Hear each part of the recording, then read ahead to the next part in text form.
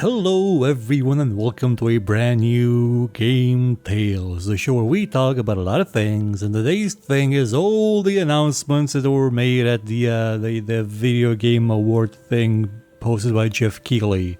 Hi Stephen, I know you're there, I can hear you breathing. What's your take on the VGA thing?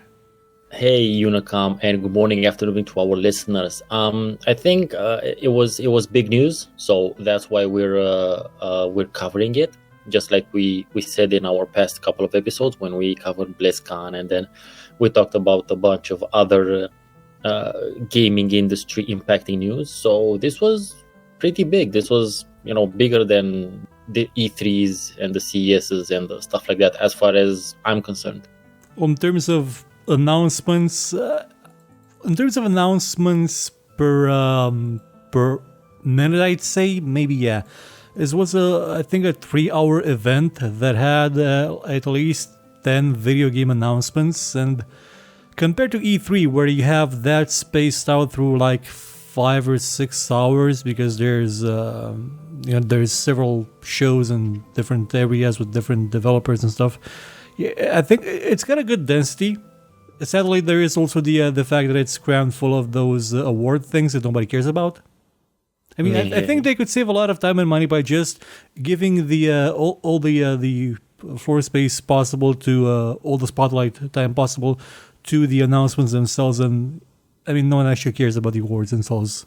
They might actually do that in the future, considering that I think most of the coverage will be relating to the announcements now, because really not many people give a rat's ass about the awards. But I was just saying, from a personal standpoint, there is at least 2 titles announced here that I'm quite interested in playing. So that's why I'm saying, as far as I'm concerned, way more important than the previous events of the year.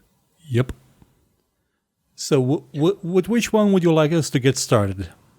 I don't know. I think so. We're gonna try to go through as many of them as possible. Keep in mind, we might not really have had enough time to research all of them. Let's start small. I would suggest, and maintain the bigger titles for a bit later on once our voices warm up. We're gonna save the mobile game for last. No, we can start with this Anthem thing. Anthem. What is this Anthem thing? Anthem is the Electronic Arts version of Destiny, which is the Activision version of Warframe, which is the Warframe was actually something that they were trying to do. The people at Digital Extremes, they tried to do it for a lot of years and never found the funding for it, and just did it on their own. Almost went broke, but got saved by Total Biscuit, basically.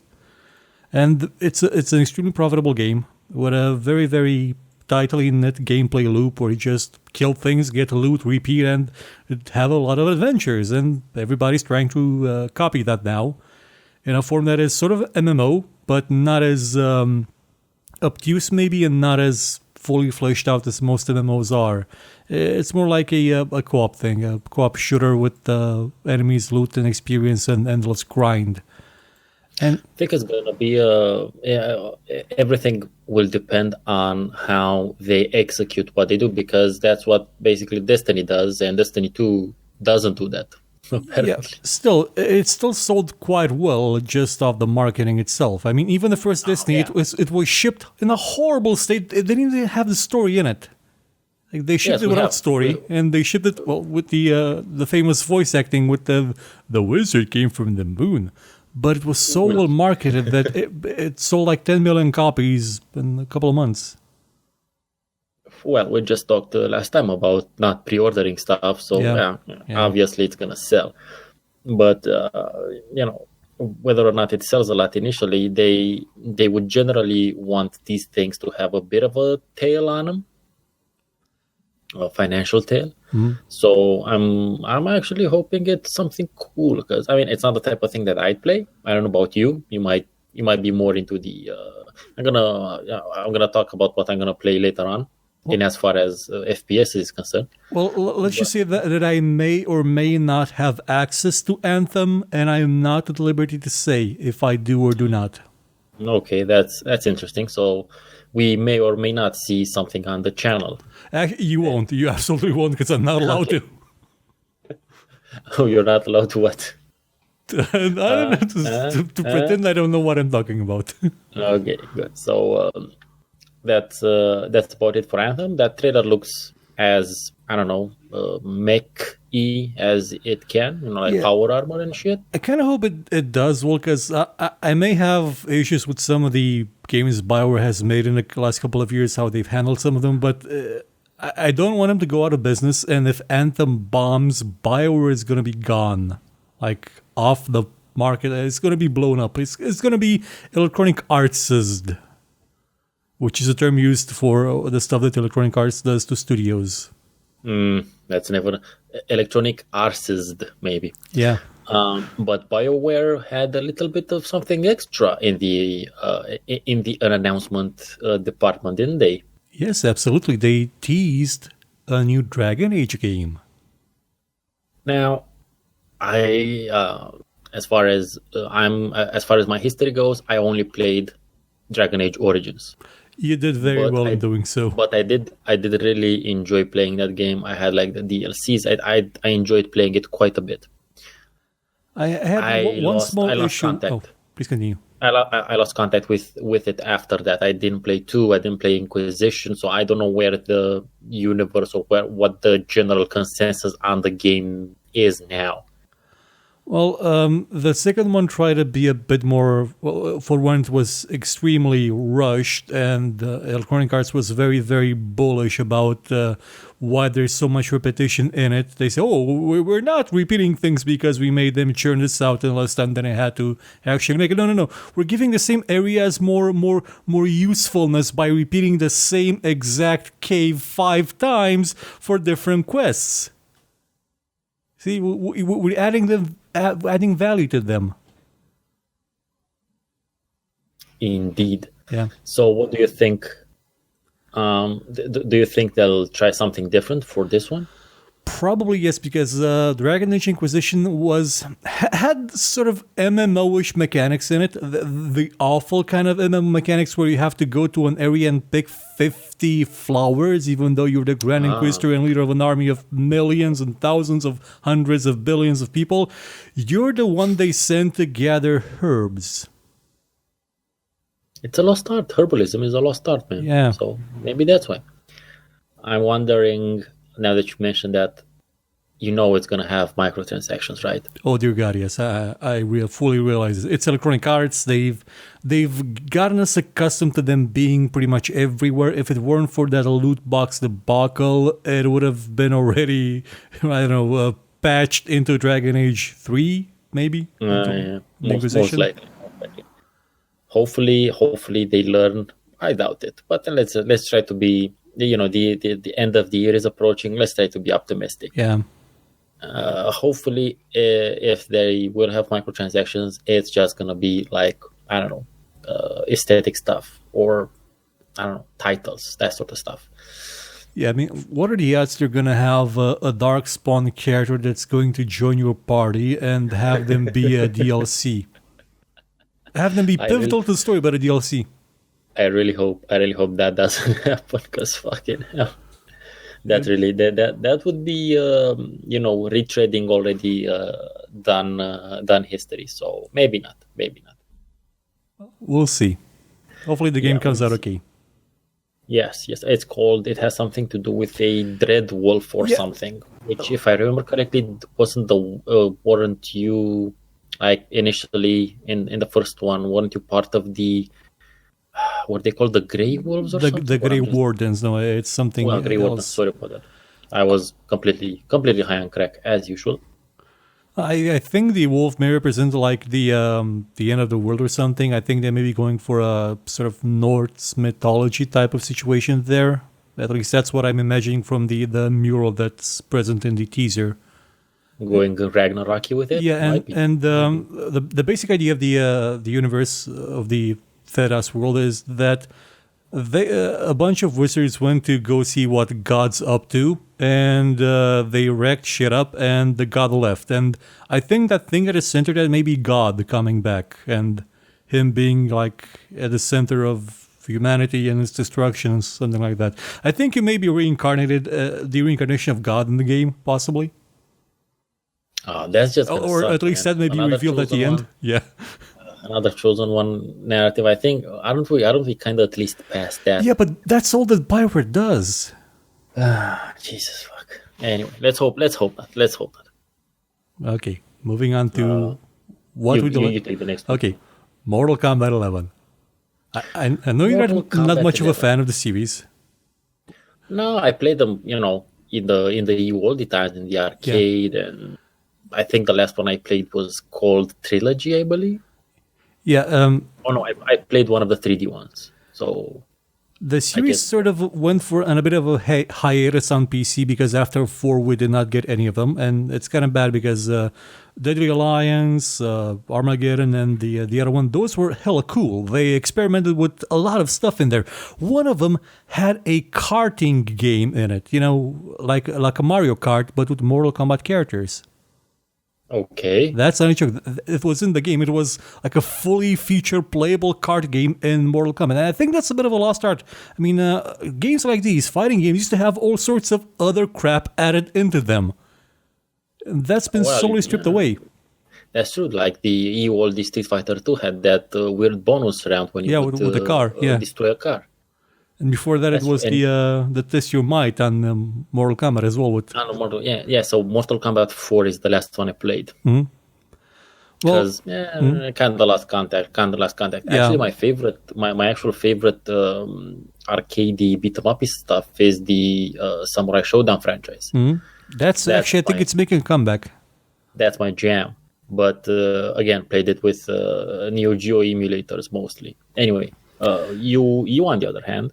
Well, on the other hand, I was very, very curious to see what Mortal Kombat 9 was going to be about because it was the only one to come to PC after so many years of nothing, and I was amazed. I did not expect a Mortal Kombat game. Mortal Kombat, rip somebody's head off, and then next round they rip off your head. Nonsensical combat stuff. It has one of the best stories I've ever seen put in games. Like, no joke. It's goofy in some places, but it is really well done. And the whole story of Mortal Kombat 9 was that Raiden gets his ass kicked so hard that he sends a message back to himself in the past to prevent the apocalypse. And all throughout the game, you're playing as pretty much every character in Mortal Kombat 1, 2, and 3 through the stories of 1, 2, and 3 trying to stop the apocalypse. And you have no idea exactly how to do it. It's a well-told story and it's incredibly well made. Like, I was shocked. I'm pretty sure the answer is beat people up. Actually, there may be a spoiler in there, because beating people up doesn't seem to solve things. Oh no, really? Yeah, I would have never have thought that. I know. I didn't get a So chance what do you think? Oh, What do you think about this 11? Well, they've only showed a little tiny bit of it. I haven't played 10, so I don't know exactly where the story is right now. But it looks promising. I mean, this is just a teaser. It's a cinematic. But I am happy to see that it's no longer Sub-Zero being brutalized by Scorpion in the trailer. He usually is the one to get the spear up his face. Yeah, I think that's more of a. By now, it's become one of a brotherly sort of relationship. So that's why probably. But it was kind of funny because in the Mortal Kombat 9 menu, once you hit enter, to get past the start screen, Scorpion would just punch Sub-Zero in the face until he broke his jaw. Like that. Press start to enter. Okay. Press enter to start. Okay. Start. Bam. Broken jaw. Sibling rivalry. Yeah.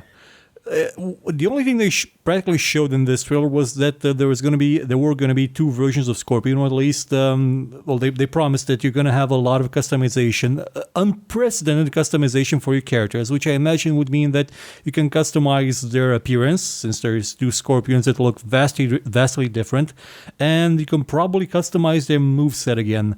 One of the older games used to have that ability where you would have different martial arts styles for each character. and you can mix and match and do things. And I think they may be going back towards that direction. Hopefully the game will be released in a much better state than Mortal Kombat 9 and 10 were, especially 10. 10 was kind of a bit of a dumpster fire at release, especially on PC. And we're going to find out more about the game on the 17th of January with a release coming on the 23rd of April. Well, I'm definitely sure you'll be keeping an eye out on that one. Well, absolutely. I mean, it's got buckets of blood and it's unapologetic about it. Gotta love that. Also, it's got a surprisingly deep story with actually well-defined characters. It's a strange juxtaposition of totally ridiculous violence to the point where it becomes slapstick and actual grounded, well-written characters that behave realistically. That's what does it for you, man. Then that's great. I know. So what's next? Hello Games announced something that is very not No Man's Sky-ish. Yeah, it looks like it's something a bit more doable for them at release rather than No Man's Sky was. Yeah, it looks much more like a much more intimate sort of experience. It's called the Last Campfire, and I don't know what exactly did they say what type of game this is gonna be. Is it gonna be kind of like an action adventure sort of thing? I think it's more of an adventure type of situation. Okay.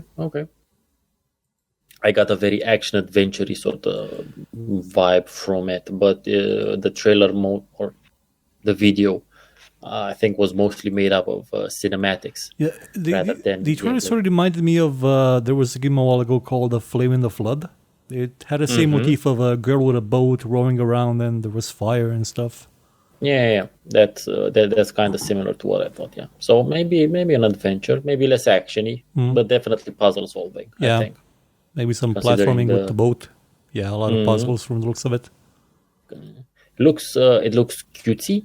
Kind of like in that Ori type of vibe. Yeah, and the characters look a bit like the way they're dressed. They look like sock puppet versions of the Journey characters. Journey, by the way, it's coming to PC. Yeah, I was gonna say that kind of looks like that, and Journey is coming to PC. One of the since you were talking about storytelling or narrative in games, well, one of the more recent examples of doing actual storytelling with gameplay. And one other example of doing experimental storytelling in a video game is the Stanley Parable, which is getting a deluxe version that's coming out on consoles. It has it's got a very, very nice trailer to it where it announces expanded choices, different endings. Also, they highlight the fact that when it came out, everybody gave awards to The Last of Us instead of it. And it's coming out at the same time as The Last of Us 2. So it's going to get shafted again. Most likely. Which is kind of sad because that game is superbly well written. And it's written in a way that it doesn't make you realize that... how should I put this? The idea of the game is that everything you do is being narrated by someone, and it's up to you to decide if you're going to go with what the narrator is saying or go against it. And the more you go against it, the more vindictive the narrator becomes, and the more ridiculous situations becomes. And even its demo, the demo version of the Stanley Parable is a different game entirely that knows it's a demo, acts like it's a demo, and is meta as hell. It's an amazing experience, and it's free. Go get the demo. Go get the demo, play the demo. Yep. Maybe we should go through the other more less covered announcements now, since you just mentioned the Stanley Parable. Yeah, I think we should. Psychonauts 2 got a trailer. That's been in the works for a while now. Yeah. The sad part is that it's being published by Starbreeze, and Starbreeze recently had its headquarters raided by the police, and somebody got arrested. Whoa. Okay. The company put all its eggs in the payday but with ... basket, so it made the raid, which was payday with World War II it was horrible. And then Payday with Zombies, which was Overkill's The Walking Dead, a licensed game, which was so bad that it's sort of it got the company to fire its CEO, and there are going to be layoffs, and probably somebody sold their stock in the company before they made the announcement, and they're probably in jail now or insider trading. It's not going to be a fun time for Starbreeze. Yeah, so at least we're gonna see if that one gets out in time. Although if the trailer's out, it might. There was a trailer for Rage 2 also. Yep, it's looking a lot more Mad Maxy than the first one in a good way. Rage 1 was a bit of a... what was the general reaction to it? Because I remember people it being liked it, but then it died off really fast. Yeah, people sort of liked it, but they expected it to be a bit more open, not more in the sense of, oh, if you walk 5 centimeters here, you're gonna die instantly because you're not allowed to actually explore this world. I see. I think people were expecting it to be a bit more like Fallout 3 in terms of the freedom you had, but it wasn't. It was a lot more linear than that. And Rage 2 won't be that. It'll be more open.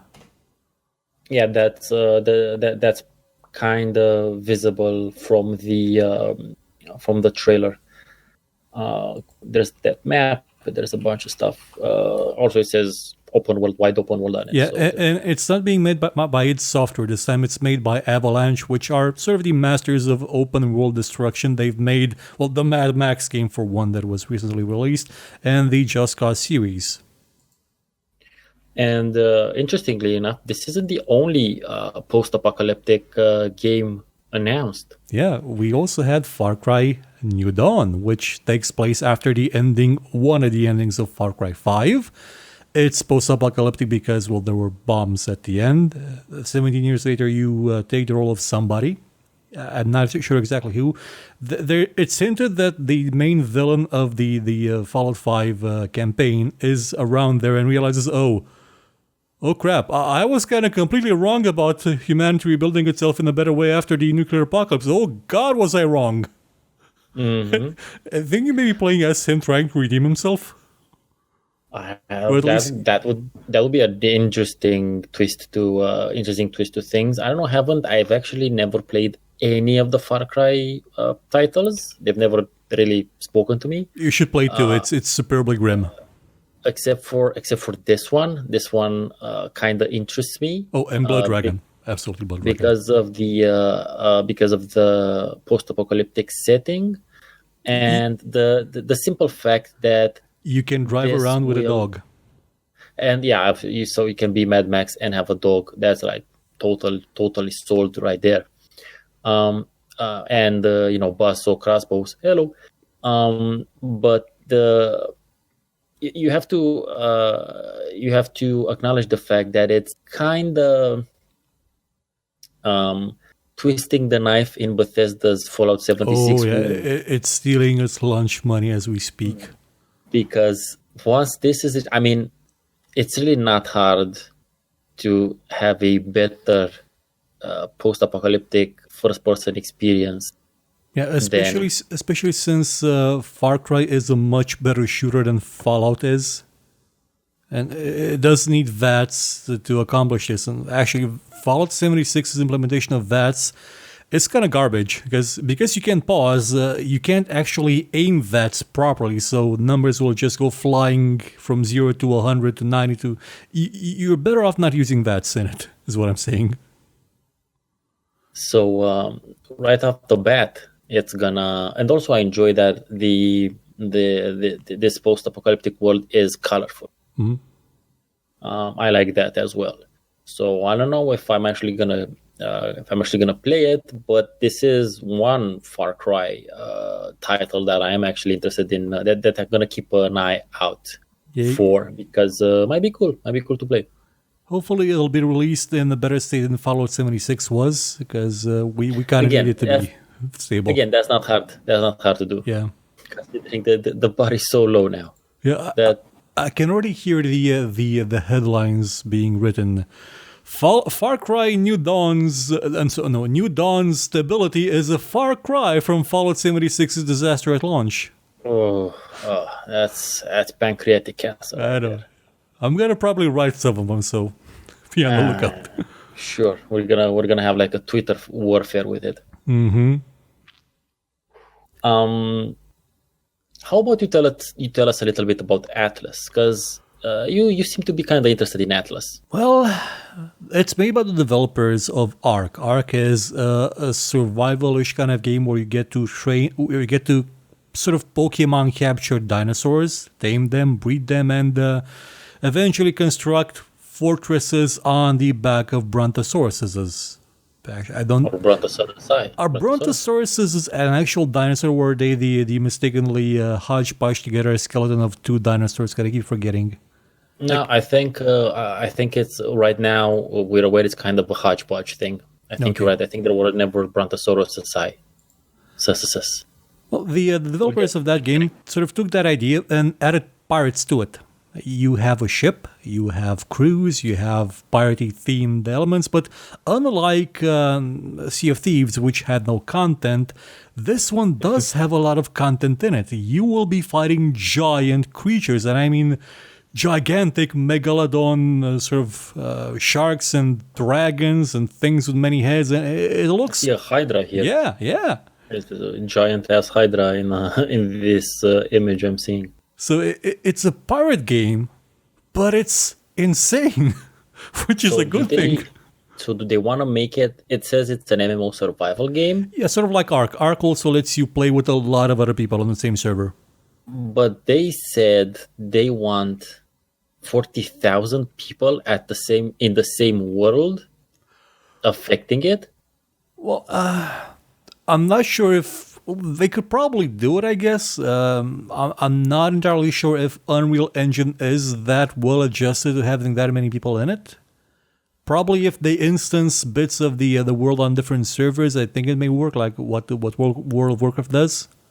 So they're in the same world, but not necessarily in the same instance of the world. Like you can see the actions of other players if they change the world, but not necessarily the players themselves. So they get it's cross communication between servers for the same world to come together, I guess. But if they manage to cram 40,000 people in the same instance, oh, that would be amazing. That would be quite insane. And apparently, it's gonna be, from what I read, you can be any sort of class. I mean, it's still gonna have classes, but you can be either a very good sea person or a land explorer and that sort of stuff. So that's super, and you can get other. Your crew can be both NPCs and other players, which that makes for some interesting dynamics. I mean, could other players start a mutiny?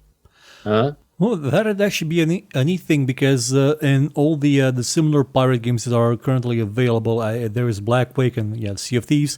You don't have the ability to necessarily mutiny, but you can sort of trick the other players into the captain of the ship, for example, into jumping off the ship or getting them to fall off and then running away with the boat, which is something I've done in Sea of Thieves to Raoul.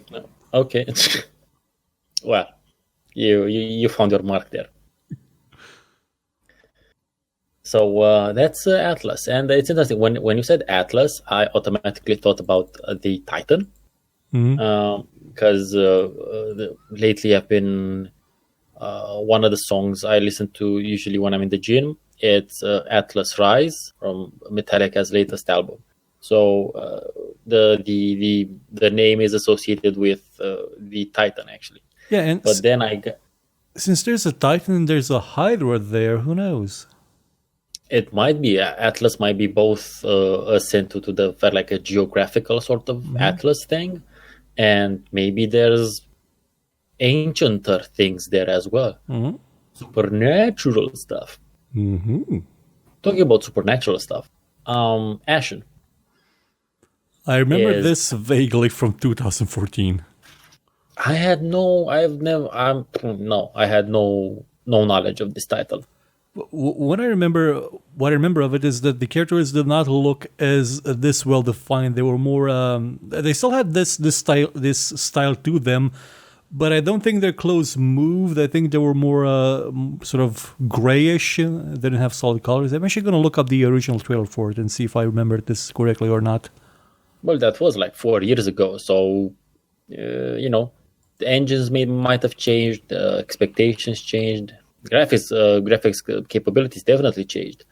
But looking through the trailer, what I noticed is a very, not a very, but a particular stylized approach to the art style, which is good because that makes it look not as much like Demon or Dark Souls than what the vibe that I'm getting is. Because looking through it, I'm getting one of those Souls-like games vibes from it.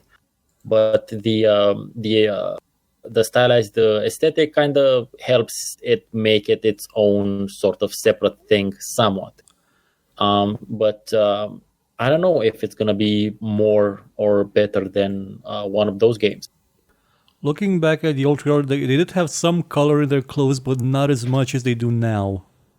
Well, it is called Ashen, so probably there is something there with the ash. I think it takes place in a world without an actual sun. In a world of embers where fire has died. Yeah, it's only like volcanoes and stuff. I don't know. The idea being that the world of embers where fire has died and darkness comes to take over. That's the plot of Dark Souls. Oh, okay. You're playing as a kindled and unkindled. That just shows my ignorance of the series because, again, as we've mentioned, I've never played any of them. I might get to play one of them sometime soon. The third one is my best recommendation. It works flawlessly. I know, but I have only the second one. That one doesn't work so flawlessly. I do have a game controller, though, so... so that's Ashen looks kind of interesting. Maybe not necessarily the type of stuff I'm interested in playing because I might try the actual Soul stuff, but maybe, who knows? Gonna keep an eye on that one because it might be cool. Now going a bit into my domain, new Stranger Things is gonna get a co-op adventure game in like a 16-bit style. Yep. And it's kind of interesting. It's curious if it's going to be... I mean, I think it might be somewhat spoilerish for the third season, which just finished shooting this past month, I think. And this installation looks interesting. It kind of looks like what we've seen before, but we don't know for sure. And the video is kind of looks a bit like an old school arcade beat 'em up type of game. But we'll see what that looks like. Well, it's interesting. I haven't. I've made only one Stranger Things themed nonsense cast, but I do have some others planned also about some other stuff. I really love the series. I mean, we watched it. I think 8 times by now. So big fans. Well, since it's co-op, you're going to have the opportunity to play it with somebody else, so it's probably going to be right up your alley. Yeah, we'll see about that. What's your next one? Well, since we're talking about Stranger Things, Epic Games announced a game store, and they released it. And they're giving they're giving everybody, not just indies, everybody, 88% of the money they make from the sales. Which is a staggering 18% more than Steam does. Yeah, and it sort of puts Steam's recent, let's give successful games more money. It puts it into a whole new context. They knew this was happening. Because now, it's obviously they knew this was coming down the pipe. And I guess they were just doing their best. Again, they were catering to the whales, the big companies who generate a lot of revenue. Yeah, that is one part, but at the $10 million, that's medium. That's medium size. Because as we've seen recently, Farm Simulator sold 1 million copies already. So it's way over into the 10 million. It's getting close to the 15 million mark in terms of generated revenue. Oh hell yeah, it does. The thing is that I totally understand that, and usually on the show I try to put in that perspective of at the end of the day, it is an industry. They are interested in making money and whatnot, but that doesn't mean that you take out the human element completely, and that extra. So there's the developer for an indie game released last year, I believe, called Hack, spelled HAQUE, which I reviewed, and it's very fun. It's a very nice game. You can check it out on my channel. He actually made like a series of tweets showing what an extra 5% would have meant for him as an indie game dev. And that just puts into a lot better context the idea of this is being done just to simply generate money, not really to hate the industry in any sort of way, shape, or form. And then comes Epic with their store promising an 88% to everyone who goes to their through their store. Not only that, but they also announced an affiliate program that will let developers directly connect to to us, basically, to the influencers, Yes. to the media, to something. And those people that do send links to games, and the games, if they're bought with the links, will get a small percentage of the income of the game. That money is going to be given out by Epic themselves. It's not going to be taken from the developer's cut. Yeah, and that's another thing that, especially for small creators such as myself, I wouldn't add you into that one, but just because you have like a huge number of subscribers, but you would arguably close, let's say, in some respects, and that's just that can be massive. That can be massive for someone like me. Let's just assume I have a really cool game that I review, and just 3 people of the 27 that watch it really like it and buy it. That's an insane return on investment as far as for me spending the time, and for the developer giving me a review key. And that's like, so I signed up for the store. I got an account on that day whenever this was yesterday or 2 days ago. Because I'm really interested, and not only that, but they're offering a free video game once every 2 weeks. Yeah. And this year, the first one is going to be Subnautica, which was a major release of the year, and it's not cheap. And I think the second one is going to be Super Meat Boy. Yeah, I think the third one, I saw this on PC Gamer, and I'm not sure if it's correct. It may be Darksiders 3. I don't know. I think that's kind of fresh. Yeah, but it hasn't sold. Well, there was the tweet I showed you from Richard Corbett from used to be a Rock Paper Shotgun. He's mentioning that I think it's Darksiders 3 maybe sold like a third of Farm Simulator.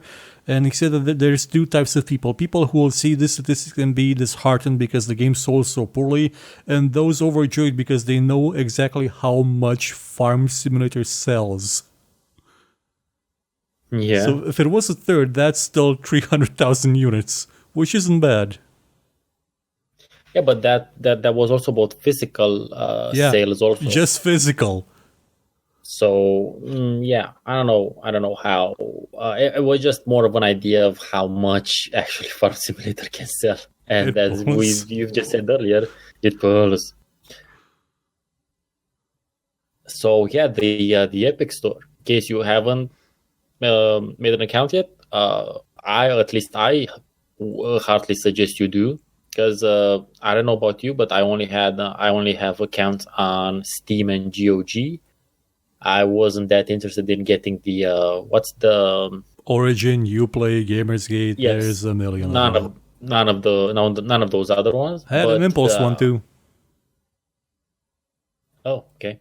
But on this one, I got an account because they also feature one of the releases that they'll have was also announced during the Game Awards, and it's the Supergiant Games new game called Hades. And Supergiant Games, in case the name doesn't speak a lot, they made a couple of arguably well-known titles like Bastion, Nerf Bastion, and Transistor, and up until recently, the last one was Pyre. But with Hades, both Bastion and Transistor are widely in a very similar sort of genre, and then they did a bit of a detour with Pyre, but now with Hades they're back to the isometric sort of RPG type experience of Bastion and Transistor, but they said it's they describe it as being a roguelike dungeon crawler. Cool. Which is interesting. And in fact, one of the developers and a writer for Supergiant Games, give me a sec, Greg Kasavin, I don't know. On Twitter, he mentioned that it's more, I quote, a more action-packed feel than any of our previous games, end of quote. And it kind of looks like that. It looks like a lot of stuff happening on screen, a lot of hacky slashy sort of stuff. And it's a roguelike in the sense that it actually shows in the video you're most likely playing Hades, and when you die, you just go home, basically. Yep. Emerge from a pit of blood. Yes, which is metal as all hell. So this is another one. Definitely, this is definitely on my to-play list. Just because I am such a big fan of Bastion. I've actually not played Transistor. Oh, you should. It's super fun. The turn-based makes it a bit more manageable if you're slow on reflexes. I'm sure it is, but Bastion won enough points, won enough credits with me. And reputation to be a fan and to look into what Supergiant Games do in general. And I was super stoked to hear in the Hades trailer a very similar type of guitar as the one used in Bastion. Arguably, this is a much heavier approach to it as opposed to the more melancholic sort of soundtrack that Bastion had. But I'm really looking forward to Hades. I'm curious if it's gonna have the same narrator. I keep forgetting his name, but he's been in both Transistor and in Bastion. I don't know what to tell you. I don't know what to say, but I do know that the narrator, I think, is no. It's not, that's I'm confusing it. I had the impression that he was a singer or something, but I think I'm confusing things. I'm actually gonna look it up.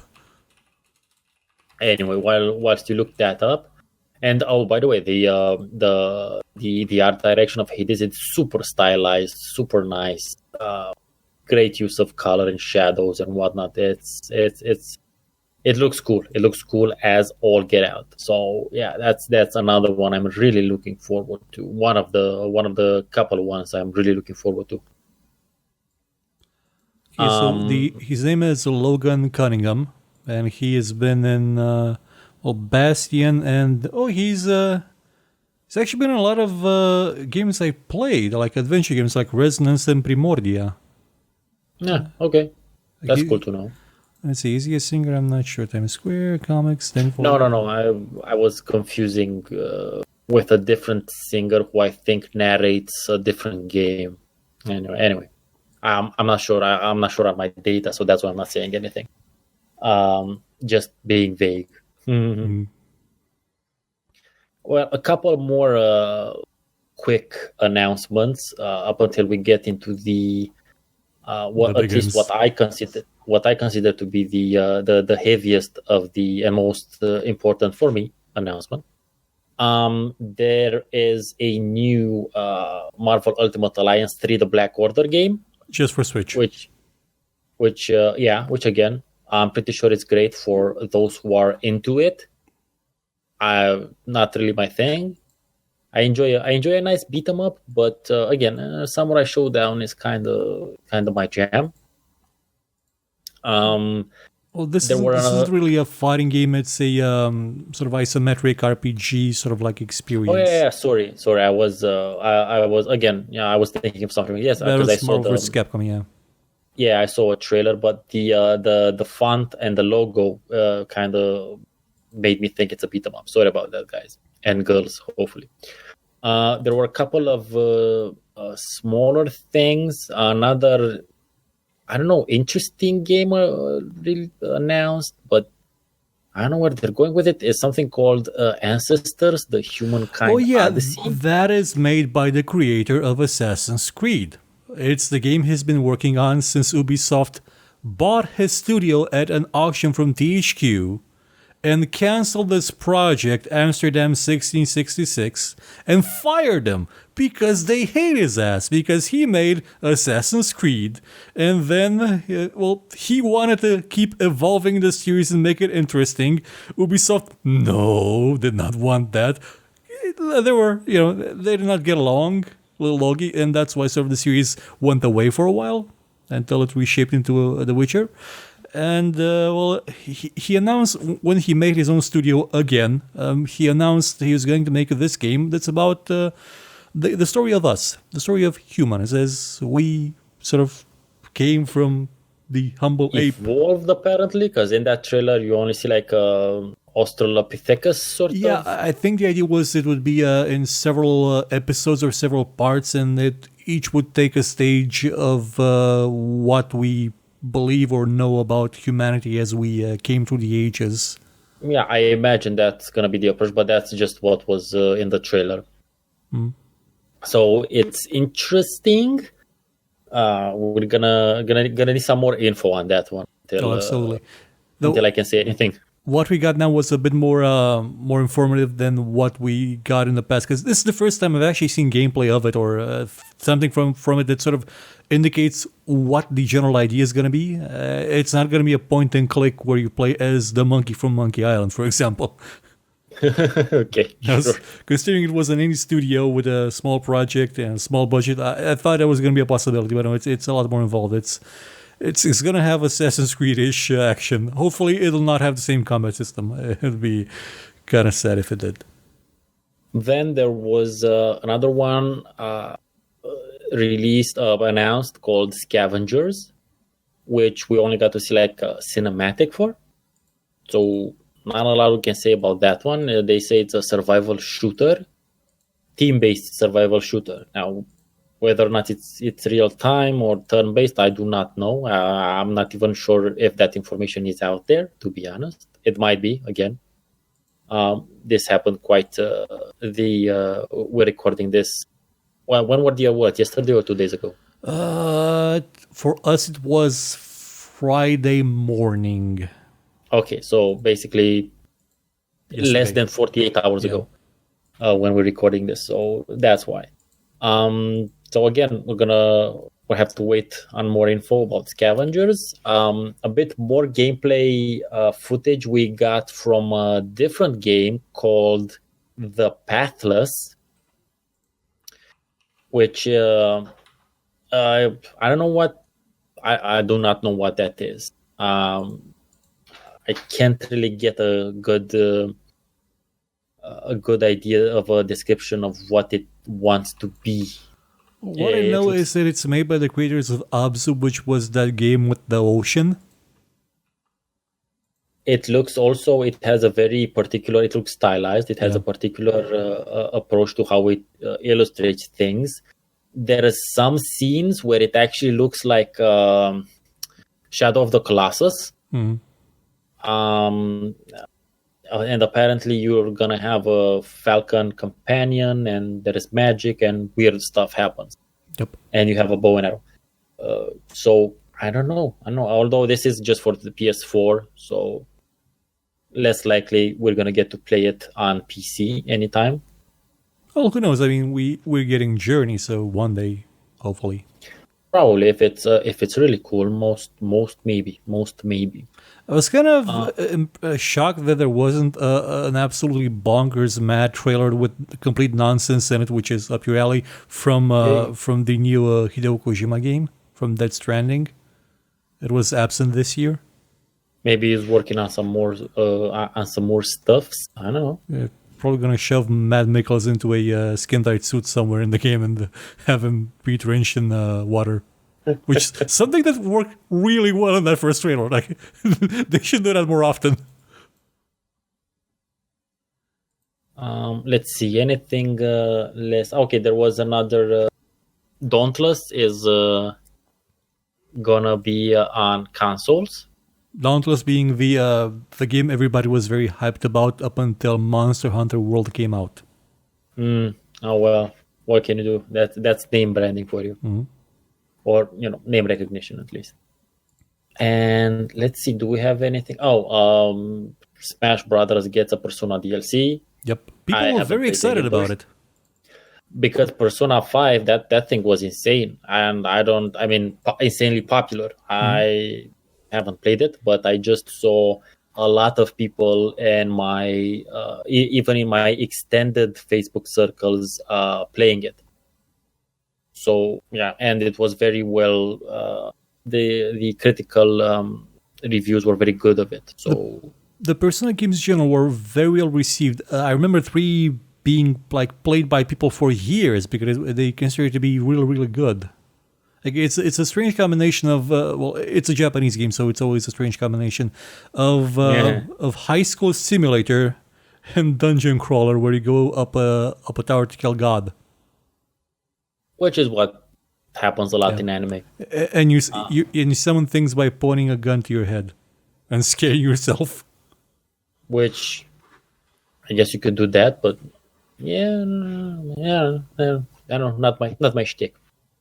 Then there was a Fortnite related release or announcement. They released a new season which enables people to basically own their own islands where they can create things and define custom game rules, and it's sort of turned into Gmod, where you can basically make your own game in Fortnite now.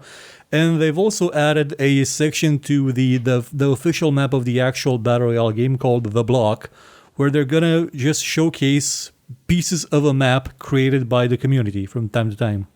Well, that's nice. Also, they're being sued because of the dance moves.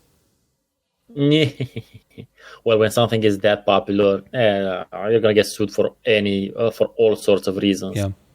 And it's not like Bluehole didn't do that as well. Yeah. Well, not necessarily Bluehole, but the parent company, I think. Oh, Bluehole is the parent company of Bluehole. Oh, okay, sorry about that. I only thought I thought they were just the devs. No, Bluehole is the company, and they spun off the bit that made PUBG into PUBG Corp.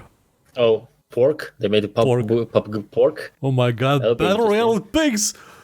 Somebody's gotta do it. Dude, that's like War Pigs Battle Royale. Holy shit. Oh my, we could set it in Romania because they've killed all the pigs because of the African flu thing, the African pesta thing. Whenever they explode, there's like pork rinds all over the place and blood and guts. And sausages. It'll be like a Popeye cartoon. There's a lot of potential there for like a funny version.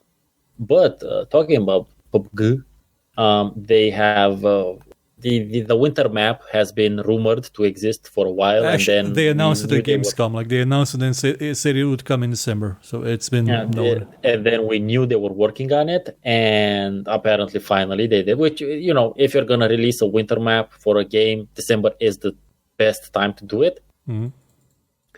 I haven't played PUBG. I think in about half a year. But once I get my computer rebuilt, hopefully I might actually be getting a bit back into it, because from what I've been reading, they've fixed quite a bit of the issues they used to have, especially desync, which was quite annoying. Mm-hmm. And I'm actually kind of looking forward to playing winter map. To be honest, I'm gonna see. We're gonna see what. But I'm pretty sure I can get you in a game or two as well. Maybe we can stream it or something. You still there? Yep. Okay. Or you are just lost for words, thinking about playing PUBG in the snow? Possibly. I keep expecting them to one day release a map that's at night or bring back weather and stuff. Oh, they fog is back, by the way. Oh, it is. Cool. Yeah, fog is back. I want a night map where you don't have night vision.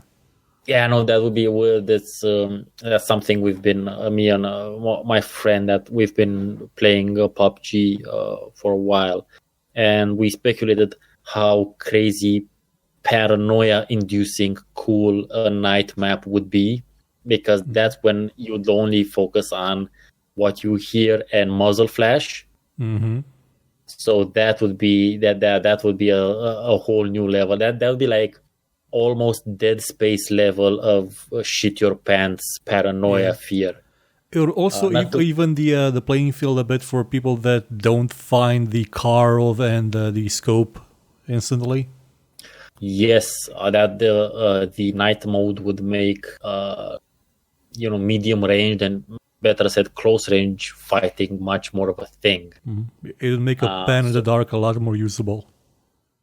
So that would be also, like throwing the Molotovs would have a completely different role. Anyway, I'm hoping and I believe, and if we've thought about it, they've probably thought about it as well. So maybe that's gonna be a thing as well. But I do expect high levels of paranoia with it. They should just call it paranoia. That should be the name of the map. I wonder if what's gonna happen first, if they're gonna make the game the map, or somebody's gonna make a game around the idea.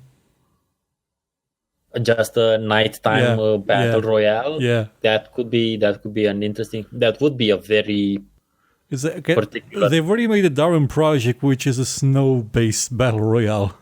Yeah, but it's still PUBG still has some of the has the more realistic approach to the thing than the Darwin Project. Well, hopefully it does now, because the physics in the game used to go a bit wonky often. Oh, I'm not saying it's perfect. I'm just saying the guns act less like cartoon guns. Let's just put it let it there. Is there? I think there's another minor-ish. Is there another one? Well, there is the one that looks like the other one that we're going to talk about soon. Oh, yes. No, I think we went through all of them actually, as far as I can see. Oh, there's a Crash Team Racing is coming out in. Since we were summer. talking about kart games. Yeah, that makes sense. You mentioned it earlier. For the PS4, and in the trailer you can see Crash Bandicoot, amongst others, I believe. Mm-hmm.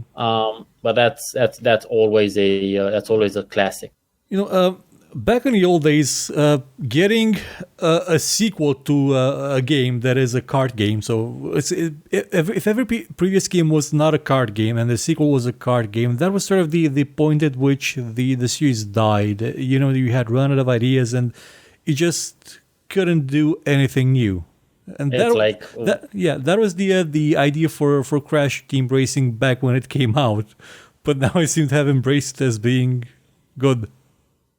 Its own thing. Yeah, sure.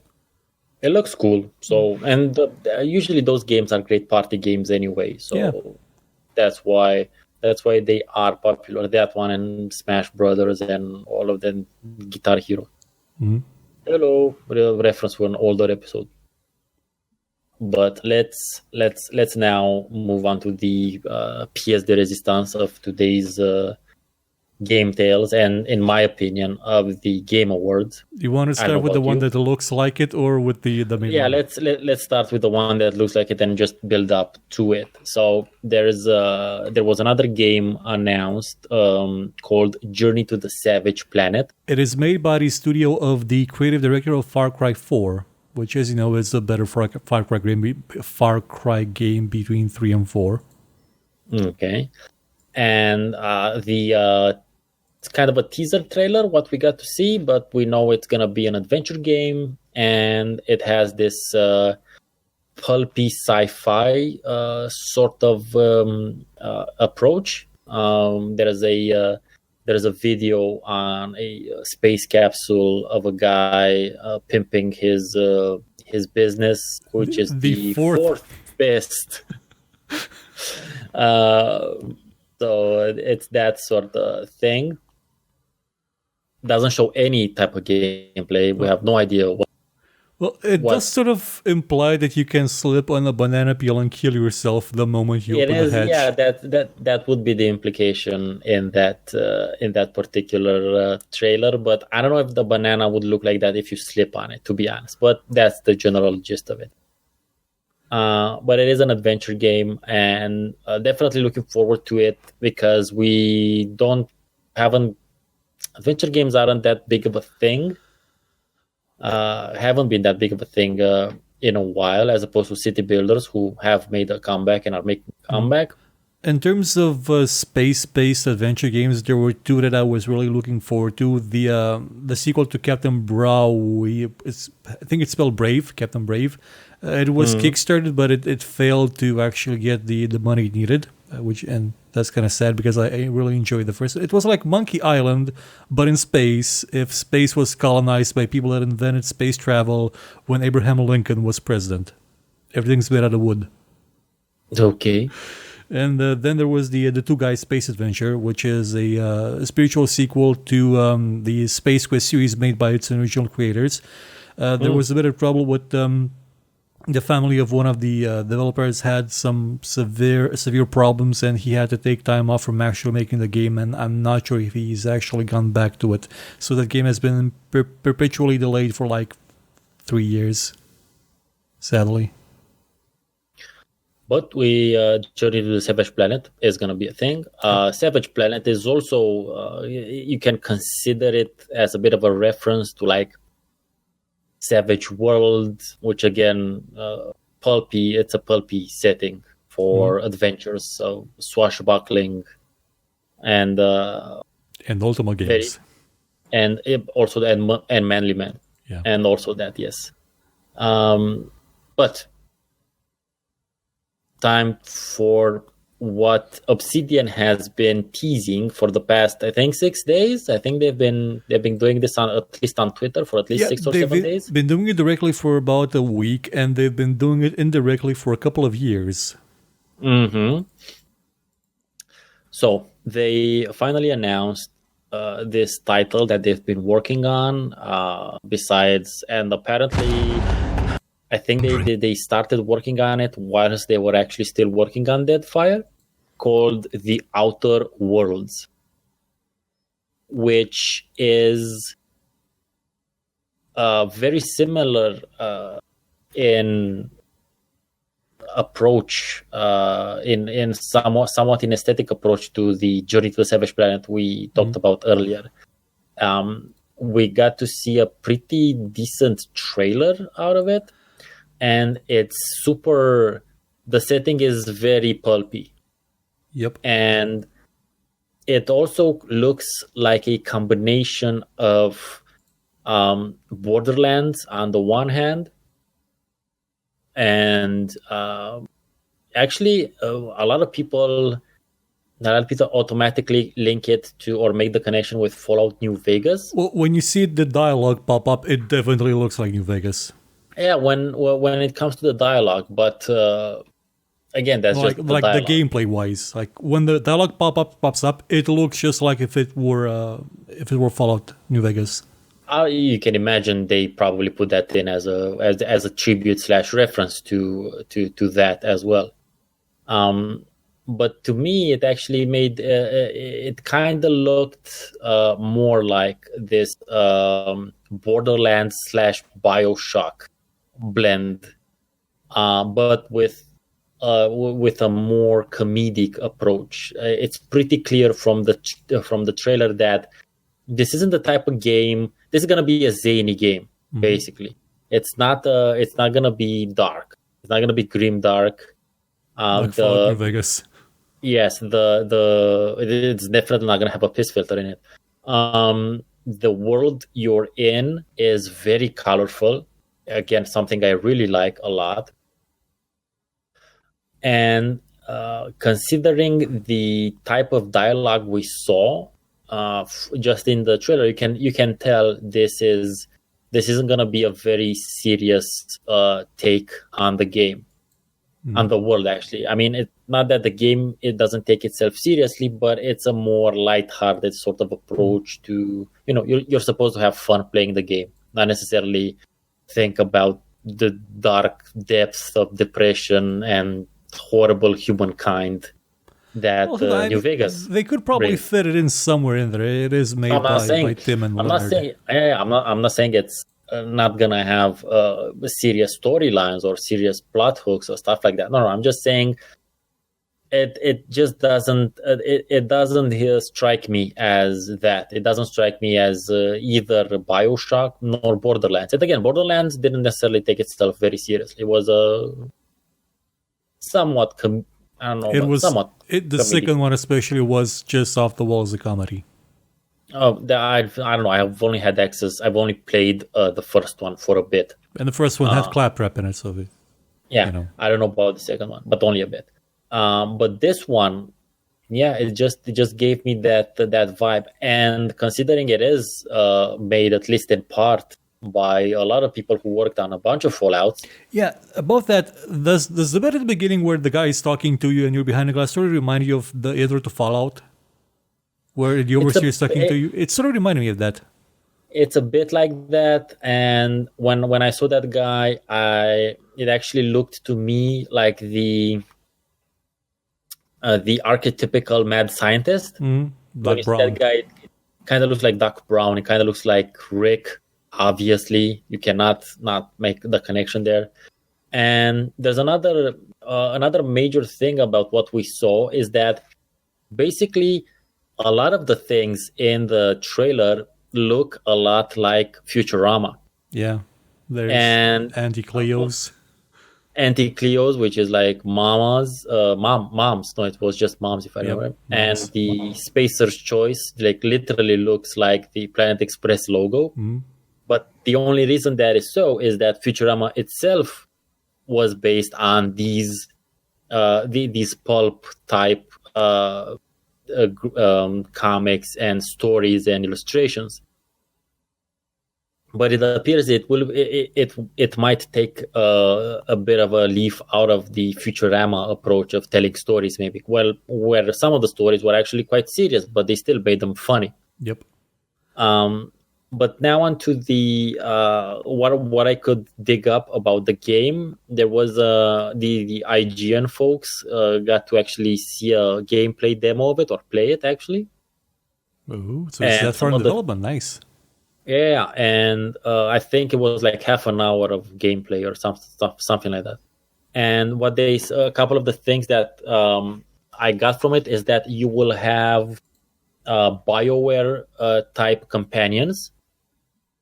So you'll have relationship with these companions, and they will react to what you say and do in the world. So Troika-like companions as well.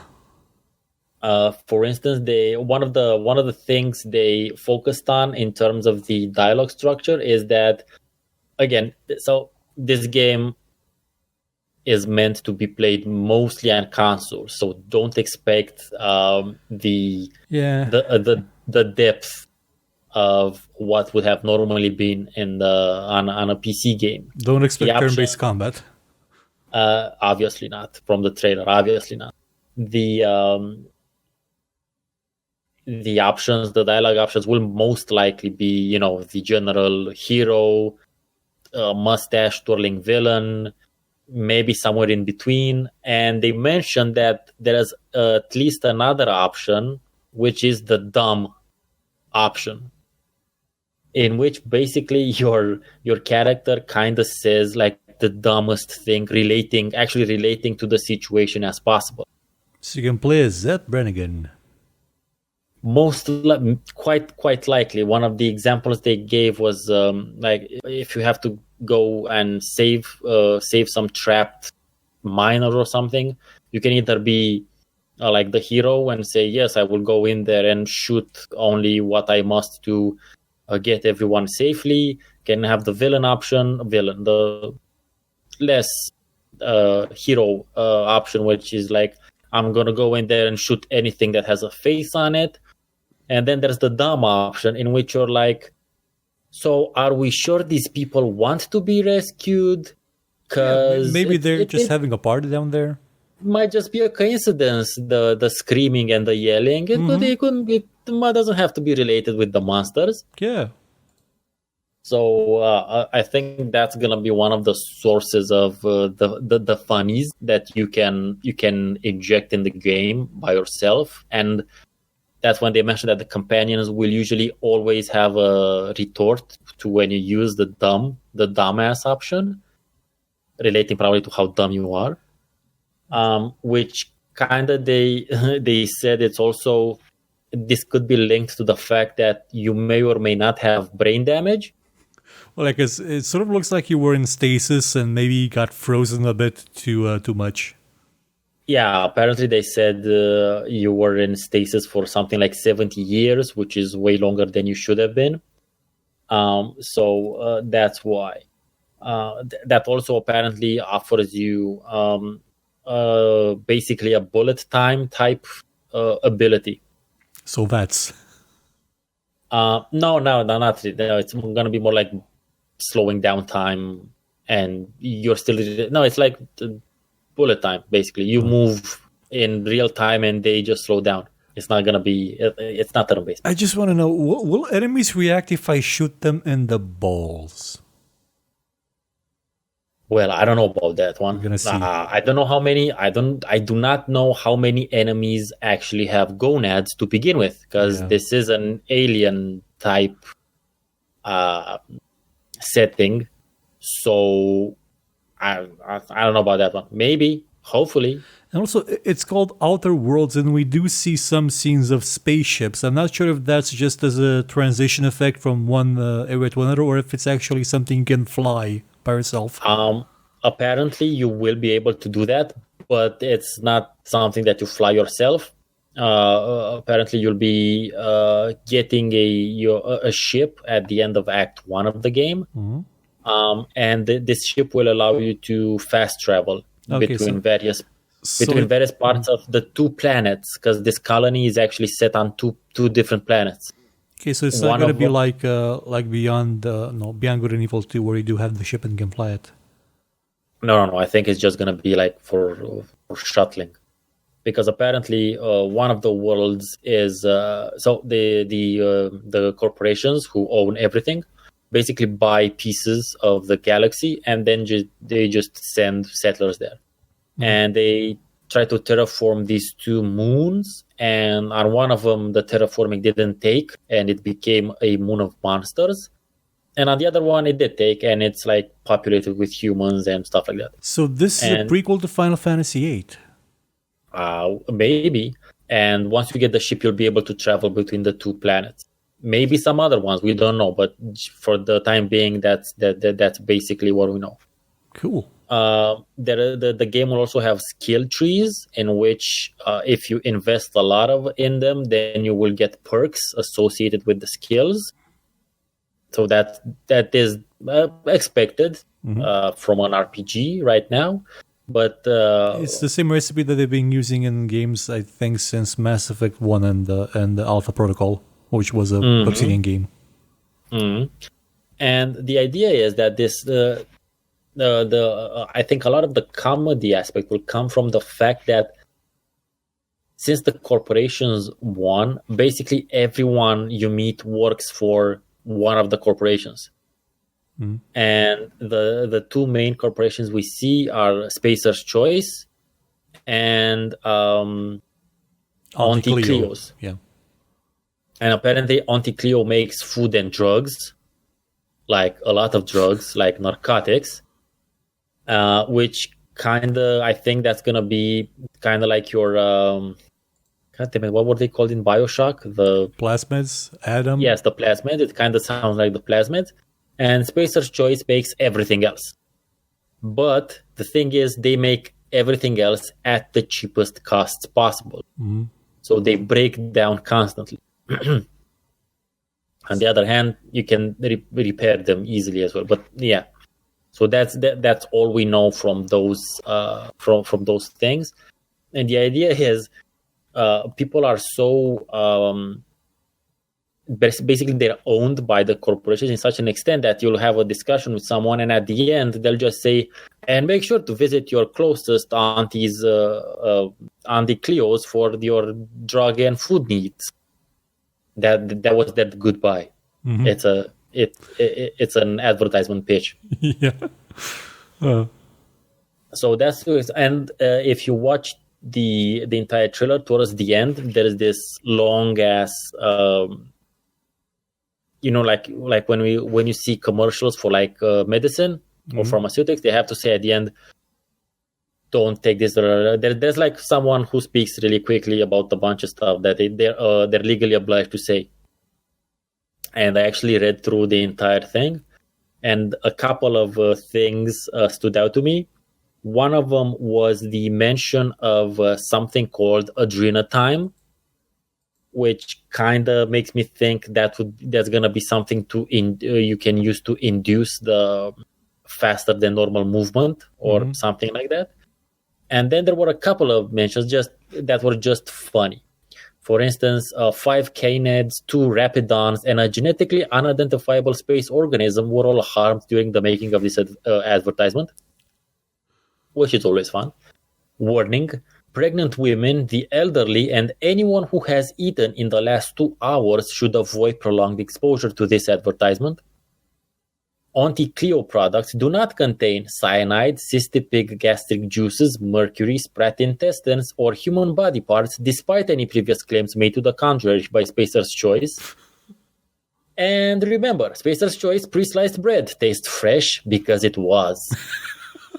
And that's not BREAD, it's BRED because they copywritten that's how bread is. That's what bread is now. It's the off-brand version of bread. It's a trademark that Spacer's Choice makes. So that the signs are there for it to be a highly entertaining and funny game. Now we just have to wait and see how well everything is implemented. Hopefully, it doesn't ship extremely buggy, and how long the actual game is, because this looks like the type of world that will be very fun to explore for a while. Also, keep in mind that Obsidian is now owned by Microsoft, so they do have the financial backing and the utilities, the tools, the manpower to actually test the game properly this time. Yeah, and also another thing that I noticed is that this game is gonna be great fodder for cosplaying. Oh yeah, the characters look amazing. Even one of the guns they use actually looks like one of the Nerf guns that is oftentimes used by cosplayers. They modify it, they paint it to make spacey or sci-fi or steampunky looking like weapons. So they're gonna get a lot of very nice free marketing from cosplayers, which is something I suggest to a lot of indie devs, but no one's there to listen to me, to design things that are cosplayable, because that's a great way to get a bunch of free marketing. Just as long as you don't do it like Kojima did with Quiet. Yeah, no. I'm talking here from like an actual serious point of view, not she has photo. What was the her lungs were burnt. You burn out. You basically kill her like 5 minutes into the game, and she comes back with no lungs. She breathes through her skin. Okay, yeah, because she breathes through her skin. So sure, okay, man, that's cool story, bro. Basically, so yeah, that's by far the title that I am most looking forward to, due to all of the reasons I just went through. I'm not expecting it to be super deep. I kind of know what to expect from these sort of games, but I do hope that since it has been created by a bunch of people involved with the Fallouts, it's actually going to be, that much or above the average console game experience of this sort. I've got high hopes for it. Again, it's made by Tim and Leonard. And Tim and Leonard have a history of making Fallout. That's good. And Obsidian, with the people that are still at Obsidian, they have a history of making Fallout as well. And they've made, Pillars of Eternity, yeah. And Knights of the Republic 2, which was more of an Avalon thing. And now he's doing Dying Light 2, which Dying Light 2 sort of looks great nowadays. Hoping to see more of that game as well in the future. If we're lucky, there will be more subtext to what we're seeing in this trailer, to the comedy, to all this, and there may be like something worthy of exploring, because Troika games did have that underlying seriousness to them that was being to surface, that if you started exploring, you would find a really deep and thoughtful game in there. Hopefully it's going to be more of the same. As even in Vampire the Masquerade, Bloodlines, you could play as a completely off-the-walls, insane character that talked to stop signs and told them to stop, telling them to stop. But it was a very, very deep story about, the freedom of choice that you have as an individual, and not being a puppet of somebody else that's your master, and why are they your master in the first place, since they killed your master and stuff like that. It's they have the knowledge. I just hope that they're allowed to do what they want with it, and not just scared that this won't market well. I don't know. We'll see. For that one, we literally have to wait for it. But yeah, that's. I think we managed to get through all of them. Yep, I think so. That's most of them, I guess. Well, the ones that we sort of care about. There are some more obscure ones that I don't even know what they're about, actually. The one with the something ninja thing. Sayonara Wild Heart? Yeah. No clue what it is.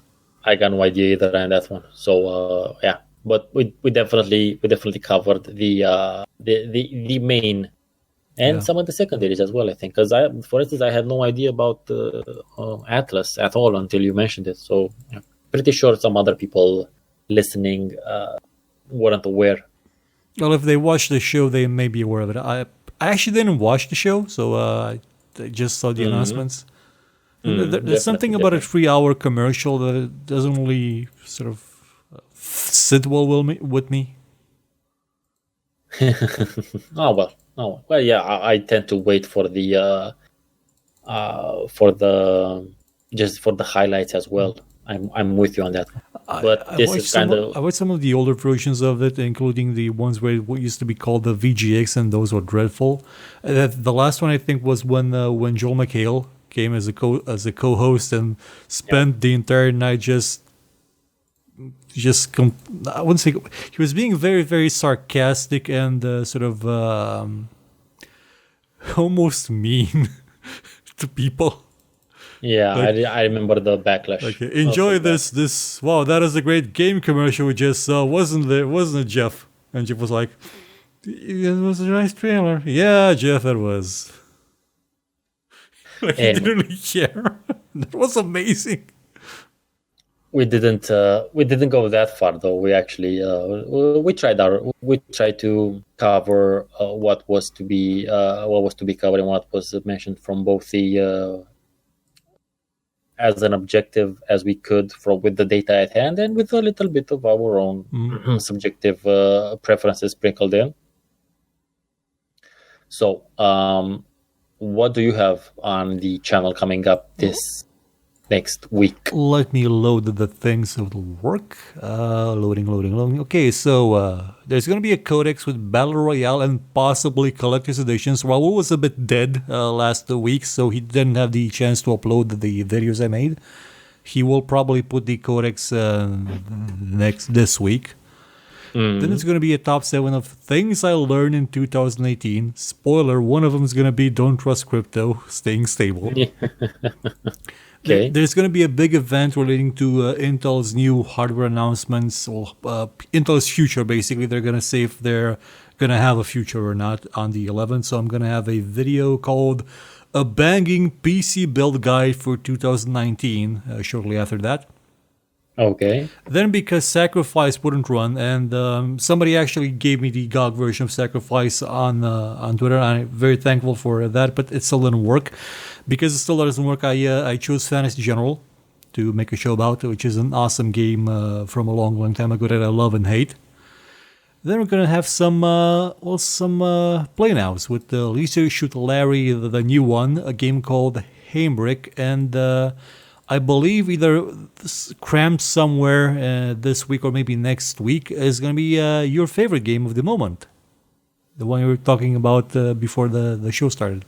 Yeah, and I'm actually I'm trying my best to actually get a mini video out about that next week as well. I'm talking about a game that is about to be released finally or completely in January of next year, called Forager, which I got to play the demo of thanks to Humble Bundle, and I'm really digging it. Pun sort of intended, because you can dig and plant stuff in it. Mm-hmm. But yeah, I'm really digging the game. So hopefully I get to make like a tiny video. I'm still running my laptop, still haven't been able to buy a new motherboard because none of the 2 online shops that I have access to here have it in stock, and I'm not buying from Amazon again. So I'm still on the laptop for a while, and yeah, I'm gonna try to get that done for sometime next week, and maybe also a nonsense cast about the chilling adventures of Sabrina. Ooh, spooky. Hopefully. Spooky, but oddly entertaining, actually. Yep. Oh, and one very important thing, because it's almost Christmas, you should keep an eye out on the channel on the 14th. Just saying. Not me. The listeners should. Well, you too. If you enjoy free games, Always enjoy free games. By the way, dear listeners, we are still on schedule for the 30th episode to be a live stream. Yep. We still have no idea yet when we're gonna do it. But once we do decide, we're gonna schedule it on the YouTubes. Yep. So make sure to keep an eye out for that. Yes, depending on the turnout, we'll decide if we're actually gonna do live streams more often and webcams more often also. Mm-hmm. So it's kind of we're gonna use it as a bit of a pilot as well. Yeah. But that's about it. Yep, that'll be it for the biggest announcements that we had at the Game Awards. Also, they gave some prizes to some games. Not sure which ones. That happened. I think they gave an award to a furry, which is okay. And sure. Well, that'll be it. Are you gonna have your own show with what was best this year and what was worst? No, I don't tend to do that. I think I'm gonna start. I'm gonna end the year with just looking forward to next year. Actually, gonna see about that. Gonna see what happens if I have enough time to get things done. Well, till then, I'll see you soon with more shows. So take care, everybody. Goodbye. See you next time.